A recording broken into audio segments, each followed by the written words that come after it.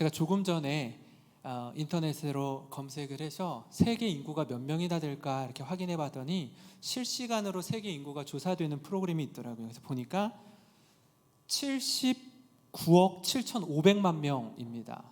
79억 7,500만 명, 이제 80억 명을 넘어설 기세인데요. 올해 출생한 사람이 1억 명, 사망한 사람이 4,200만 명입니다. 그러니까 초 단위로 계속 출생자와 사망자가 나오고 있고요. 근데 이 가운데 똑같은 사람이 단 한 사람도 없습니다. 다 다르고요. 하나님께서 각기 주신 특별한 은사가 다릅니다. 이렇게 넓게 보지 않아도요, 아주 좁게 우리 가족을 한번 살펴볼까요? 제가 제 아내와 교제할 때 사실 이렇게 나랑 마음이 잘 맞는 사람이 있어? 하고 공통점이 굉장히 많은 줄 알았습니다. 그러니까 왜냐하면 이런저런 이야기를 나누다가 제가 이런 말을 했어요. 나는 초등학교 1학년 때부터 지금 당신을 만나고 있는 지금 오늘까지 매일 일기를 쓰고 있어. 매일 일기를 쓰고, 내 군대에서도 매일매일 썼어. 여러분, 이런 말을 제가 이제 교제하는 자매한테 이렇게 하면, 아니면 다른 사람한테 이렇게 하면 대부분 어떤 반응이냐면 굉장히 놀래죠. 여러분 하나도 안 놀라는 것 같은데. 굉장히 놀래야 되는데 여러분처럼 하나도 안 놀라는 거야. 아내가 뭐 이런 사람이 있지? 보통은 다 놀라는데 왜 안 놀래지? 싶었는데 뭐라고 얘기하냐면 나도 매일 쓰는데요? 이러는 거예요. 나도 매일 쓰기 때문에 놀라지 않는다는 거예요. 그래서 제가 속으로 뭐 이런 사람이 다 있어. 제가 제 얘기를 다른 사람한테 할 때 다른 사람이 이렇게 놀라잖아요. 근데 다른 사람이 제가 하는 말을 똑같이 하니까 진짜 놀라게 되더라고요. 뭐 이런 사람이 다 있지? 그러니까 이렇게 되게 담기 힘든 부분이 공통점이 있다면 다른 부분들은 정말 많이 공통점이 많겠구나, 닮은 점이 많겠구나 하고 살아보니까 그것만 닮았어요. 그거 외에 다 달라. 달라도 이 사람이 이렇게 다른 사람이었어? 아니 어떻게 그게 맞는데 다른 건 이렇게 다르지? 하고 엄청 놀랐습니다. 그럼에도 불구하고 서로 사랑하면서 지난 18년간 제 곁에서 정말 힘들고 모진 세월을 함께 하면서 큰 힘이 되어준 사람이 바로 제 아내입니다. 그러니까 마음이 통하고 뭐가 잘 맞아서 같이 사는 게 아니라 사실은 사랑하면서 이해하면서 사는 거 아니겠습니까? 오늘 말씀은요, 빌립보 교회를 향한 바울의 권면인데, 교회가 공동체로 함께 모여서 서로 다른 사람들이 모이지 않았습니까?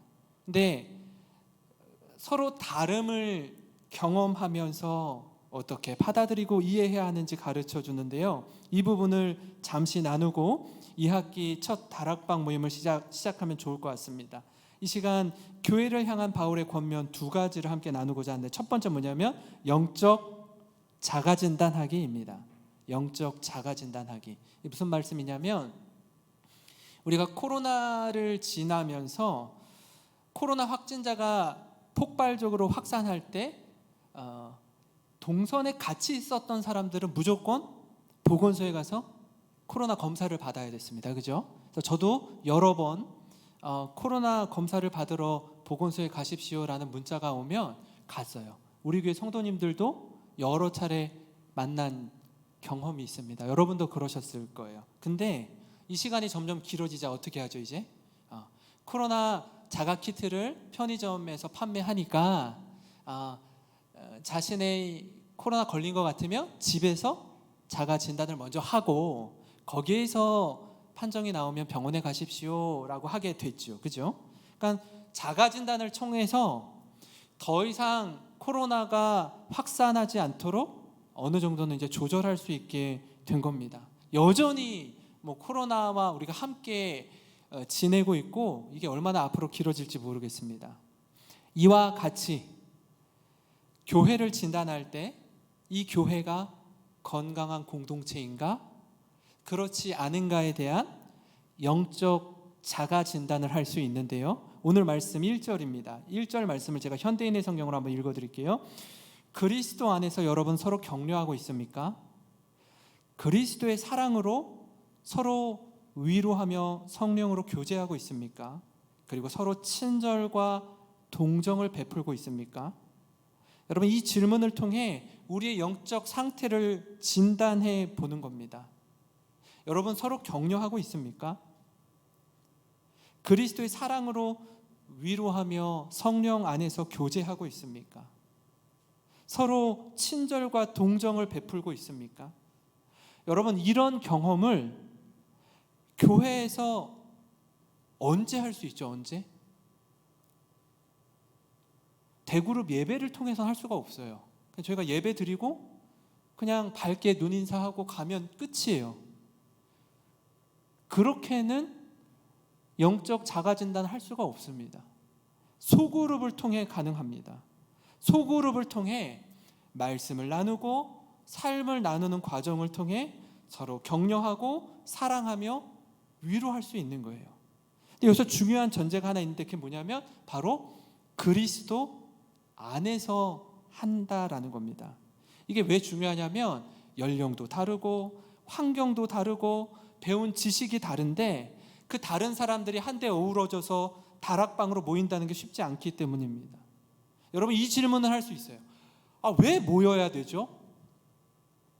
그냥 예배 드리고 나이스하게 눈인사하고 밝게 웃고 집으로 돌아가면 훨씬 편한데 왜 소그룹으로 모여야 되죠?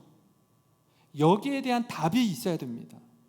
그러니까 다락방 소그룹을 통해서 우리가 예배를 통해 듣는 하나님의 말씀이 삶으로 또 행함 있는 믿음으로 구현되도록 교회 공동체를 경험하는 거예요. 그러니까 예수 믿는 우리들에게 허락된 너무나 소중한 공동체, 다 다른데 저마다 각기 개성이 있고 다 다름에도 불구하고 다양함 속에서 하나됨을 경험하는 공동체가 그리스도 안에서 하나 된 교회라는 겁니다. 성도 여러분, 저는요 이런 꿈을 꿔요. 앞으로 우리 영생교회 하면 다락방 소그룹이 참 좋은 교회가 되었으면 좋겠습니다. 그래서 어떤 새로운 새 가족들이 우리 교회에 오더라도요 회복이 있고 은혜가 있고 함께 울고 웃는 믿음의 공동체로 든든히 서는 그런 다락방 공동체가 되었으면 너무나 좋겠습니다. 다른 데서 누릴 수 없는, 어디 가서 말 못하는 내용들을 진심으로 함께 울고 웃으면서 나누고 기뻐해주고 울면서 기도해주고 그런 공동체, 그런 성도님 되시기를 주님의 이름으로 축원합니다. 그런가 하면요, 교회를 향한 바울의 두 번째 권면은 역지사지의 정신을 구현하라는 겁니다. 다시 말하면 처지를 좀 바꿔서 생각하라고 권합니다. 이 사람과 사람이 함께하는 곳은 어디나 서로 다름이 가져다주는 약간의 긴장감이 있습니다. 혼자 있을 때와는 다른 사람의 마음이나 상태를 좀 살펴야 해요. 왜냐하면 우린 서로 함께하기 때문입니다. 그래서 이런 마음이 너무나 중요한데요, 2장 3절 4절을 보시면요, 무슨 일이든지 다툼이나 허영으로 하지 말고 겸손한 마음으로 자기보다 남을 낮게 여기며 자기 이익만 생각하지 말고 남의 이익도 생각하십시오. 아마 오늘 첫 모임을 앞서 가진 다락방이 있을 텐데 처음 모이면요 좀 어색해요. 잘 모르거든요. 자기소개도 해야 되고 이 낯선 분위기가 좀 어색하기도 하고, 딱 보니까 이 사람은 나랑 많이 결이 다른데 좀 코드가 안 맞는 사람 같은데 이 사람과 함께 이 한 학기를 가야 되네 하고 생각이 들 겁니다. 그래서 어떤 경우에 좀 부담스러워요. 내가 이 모임에 나와야 되나? 그런데 그런 생각을 하지 말아야 되지만 어떤 경우는 이런 사람들까지 있어요. 다 좋은데 보니까 이렇게 소개해보고 막 이렇게 이야기 나눠보니까 너무 다 좋은데 저분은 나랑 너무 안 맞아.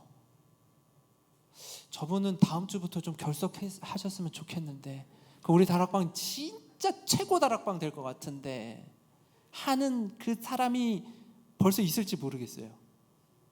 어?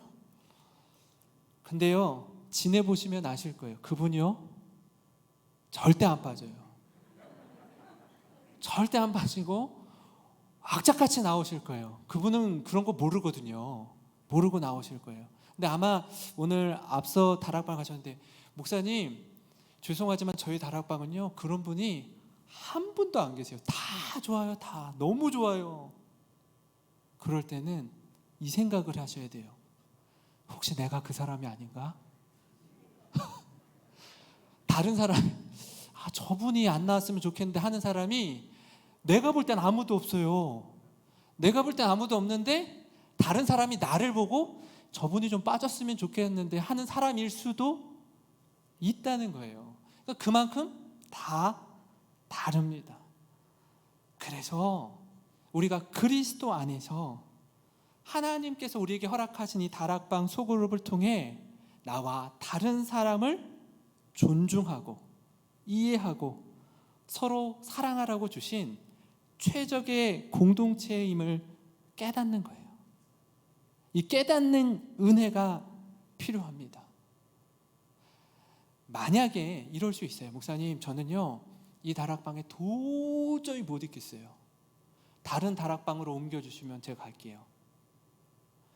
그 다락방으로 가면 그분이 있을까요? 없을까요? 저분 좀 없었으면 하는 그분이 그 다락방에는 있을까요? 없을까요? 또 있어요. 어딜 가도 있어요. 어딜 가도 있다고요. 없을 때는 누구라고요? 나라고요. 없을 때는 나라고요. 그분을 통해서 어떻게 우리의 혈기, 우리의 욕심, 자기 유익을 구하는 마음들을 하나님이 다듬어 가시는 거예요. 다듬어 가시는 거예요. 없을 수가 없어요. 그 안에서 서로 부대끼면서 성장하는 겁니다. 서두에 말씀드린 것처럼 저와 제 아내가 매일매일 일기 쓰는 것 외에는 똑같은 게 하나도 없지만 서로 다르지만 어떻게 해요? 그 다름을 통해서 하나님이 저 사람의 약점을 보완해 주라고 나를 붙여주셨구나. 아내의 입장에서는 또 저를 바라볼 때 지금 아마 속으로 이런 생각할까요? 아이고 자기는 뭐 대단한 줄 알고 저렇게 말하는 모양인데 저의 약점을 위해서 저의 아내를 제게 붙여주신 것처럼 우리 소그룹을 통해서 하나님 때로는 좀 마음에 안 맞는 사람도 있고 때로는 마음에 너무 잘 맞는 사람도 있고 하지만 이 소그룹을 통해서 우리가 한층 더 성장하고 예수님 닮아가는 그런 믿음의 공동체가 되시기를 주님의 이름으로 축원합니다. 기도하겠습니다.